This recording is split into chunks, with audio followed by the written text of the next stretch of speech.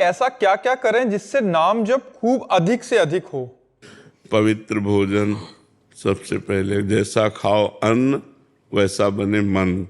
तो यदि हमें भजनानंदी मन बनाना है तो हमें भोजन सही पाना होगा। जिसका भोजन नीरस उसका भजन सरस, और जिसका भोजन सरस उसका भजन नीरस। ये पक्की बात समझ लो। भोजन रूखा सूखा खाए के ठंडा पानी पियो।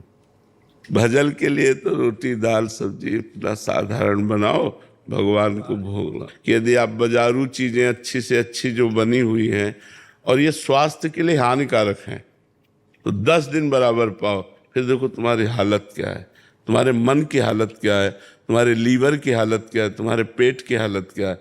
कौन सी ऐसी बाजार की वस्तु है जो आपको सुखद लगती है पर परिणाम में सुखद होनी चाहिए। आज बुद्धि शुद्ध ना होने के कारण पिए जा रहे हैं, खाए जा रहे हैं, बस जो मतलब जैसे।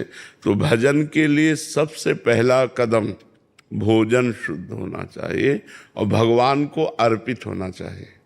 जो भोजन हम पाएं पहले अपने लाडले ठाकुर को भोग लगाकर, मान लो भोग रखा, पर्दा कर दिया और भावना कर रहे हैं बैठे हुए कि हमारे प्रिया प्रीतम भोग आरोग रहे हैं और पद गायन कर रहे हैं। चतुरासी जी के 2-4 पद सुनाए, 10-15 मिनट हुए, आचमन कराया और भोग उसारा और जय जयकार करके उसी भोग को पाया। तो वो भजन बढ़ाएगा, वो स्वास्थ्यवर्धक, वो भगवान की प्रसन्नता। प्रसादे सर्व दुखानाम हानि रस्योपजायते।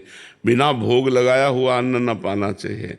मान लो ऐसी जगह जहाँ ठाकुर जी नहीं विराजमान प्रगट में, तो 1 मिनट धैर्य पूर्वक आँख मूंदो और भगवान का ध्यान करते कि हे प्रभु आप भोग आरोगिए और जो आपकी थाली में है वो अर्पित करके फिर पाए। देखो जितना आप पवित्र रहेंगे उतना ही पवित्रता आपकी बुद्धि में रहेगी। अब खड़े खड़े लघु शंका करोगे, सब छिट्टी पड़ी, सब अपवित्र हो, शौचालय गए वही कपड़ा वही, वो फिर भजन नहीं हो।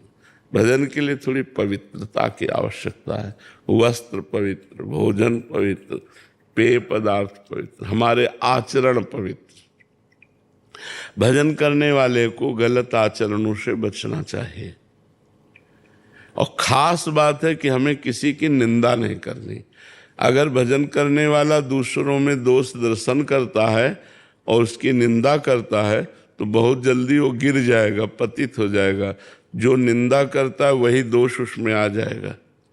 भजन करने से बहुत हमारे अंदर सद्गुण प्रकट होते हैं, पर साइड में एक और दोष भी रहता है, अहंकार।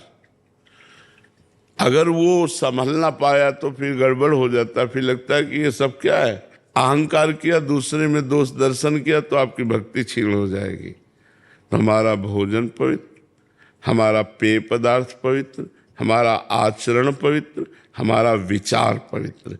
किसी के प्रति दोष दर्शन न हो, किसी की निंदा ना करें, किसी की निंदा ना सुने, गंदे दृश्य ना देखें मोबाइल में, तो भजन बढ़ता चला जाएगा।